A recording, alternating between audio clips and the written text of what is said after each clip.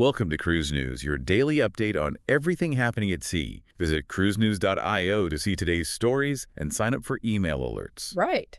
So, today we are looking at how cruise lines and, travelers are navigating future sailings. Yeah, there's a lot going on right now. There really is. And Huh. we're going to view this through the lens of weather forecasting, some bucket list celestial events, and evolving port logistics. It's all about how these companies manage the unpredictable, really. Exactly. Yeah. So let's move right into our first story regarding Carnival's weather preparedness and their 2026 forecast. Yeah, so on June 15th, Carnival Cruise Line put out a video update outlining their operational posture for the 2026 Atlantic hurricane season. Okay, and what's the forecast looking like? Well, according to Carnival's weather contributor, Amy Sweezy, and the NOAA projections... That's the National Oceanic and Atmospheric Administration, right? Exactly.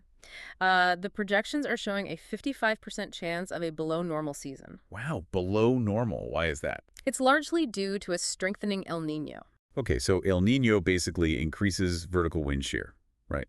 Which suppresses storm development. Yeah, that's exactly it. The upper level winds sort of tear the top off the storm before it can really organize into a hurricane. Right, it can't build up that power. But, when they say below normal, what does that actually mean in terms of hard data? So they're projecting 8 to 14 named storms.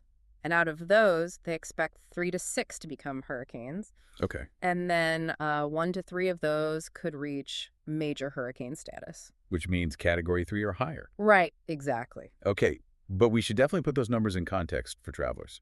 Because if you look at the 1991 to 2020 seasonal average, that projected range definitely falls below the baseline. It does. It's significantly quieter than what we've seen in recent years. And we also need to note that the season runs all the way through November 30th, right? Yes, with the peak usually hitting right in early September. Right. So, even with a quieter forecast, Carnival still has this massive infrastructure for managing these storms. Oh, absolutely. The Miami Fleet Operations Center is, it's basically the nerve center for all of this. The FOC, right. And they opened that back in 2018. Yeah, 2018. It's this massive 35,000 square foot facility, and it is staffed around the clock. Wow. The craziest part is they utilize this 74-foot, 57-screen video wall to track their fleet. Wait, 57 screens? That's insane. Yeah, they use it to monitor all 29 ships simultaneously. Weather, routing, everything. It kind of reminds me of an intricate air traffic control hub. That's a great way to put it, actually. Like in aviation, a single weather variable in one city triggers this massive logistical domino effect everywhere else. Right. So outline for us the specific chain reaction that occurs when a ship's itinerary actually has to be altered. Well, according to John Heald, he's the Carnival brand ambassador, the FOC personnel immediately confer with senior management and the ship captains. Okay, so they get everyone on the same page. Exactly. And if they decide a port has to be skipped, management starts contacting alternative ports right away for berth options. And I imagine they have to weigh things like ship size and location, right? Oh, yeah. Ship size, the exact location, the distance, and if nothing is available, they just schedule a sea day. But the ripple effects of that must be huge. They're massive. Shore excursion teams have to start rebooking tours instantly. Right. And what about the crew? Yeah, crew sign-ons and contract endings have to be completely rescheduled. Wow. And even the entertainers, their flights have to be revised to meet the ship at a different port. It's just a massive logistical puzzle. But how do the guests actually find out about all this? They are notified immediately. Carnival uses the Fun Times newsletter, the Carnival Hub app, stateroom letters, and even emails and texts. Okay, so they cover all the bases. Yeah. So Carnival is closely monitoring the skies to basically steer clear of weather events. Right. But Holland America Line is charting a highly specific course to intentionally intercept a celestial one. Yeah, this is a really cool story. Holland America Line has opened bookings for a 13-day Mediterranean sailing for August 12, 2026. And this is specifically for the total solar eclipse, right? Exactly. They're deploying the Oosterdam, which is a 1,900-passenger vessel, and positioning it off the coast of Spain. Wow. And they have a scientific expert on board for this too, don't they? They do. Dr. Adam Burgasser, a UC San Diego professor, is leading the programming. Oh, right. Didn't he sail on the Koningsdam for the 2024 eclipse? He did, yeah. So he knows exactly how these maritime viewings work. Okay, so what is this scientific draw of this specific positioning? Like, why the Mediterranean? Well, the path of totality crosses northern Spain and the Balearic Islands in the early evening. Okay. So this creates what they call a sunset eclipse. You get these really long Oh, shadows. wow.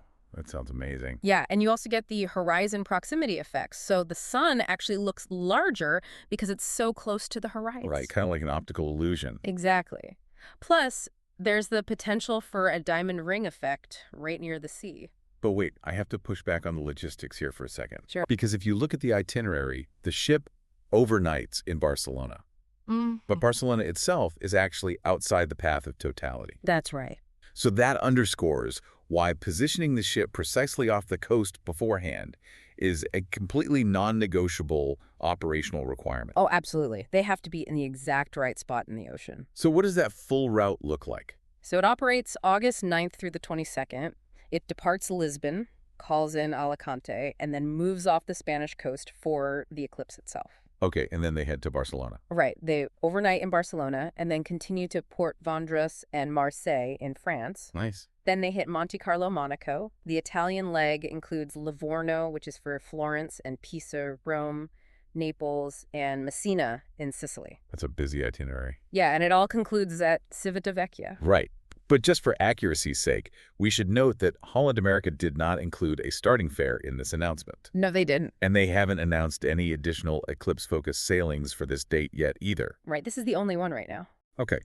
Well, transitioning from the precise maritime positioning required in the Med, there's a similarly precise logistical repositioning happening on land. Right, at one of Asia's busiest cruise hubs. Exactly. The Singapore Cruise Center is undertaking this massive HarbourFront relocation. Yeah, they're doing a two-stage transfer to the new Singapore Cruise Center HarbourFront terminal in July 2026. Okay, so what is the exact timeline for that? So on July 7, Bedham Fast Ferry will make the move. Just them at first. Yeah. And then on July 15th, the remaining operators follow. That's Horizon Fast Ferry, Majestic Fast Ferry, Sindo Ferry, and Indo-Falcon Shipping and Travel. Okay, what about the international cruise operations? All international cruise operations out of HarbourFront will move on July 15th as well.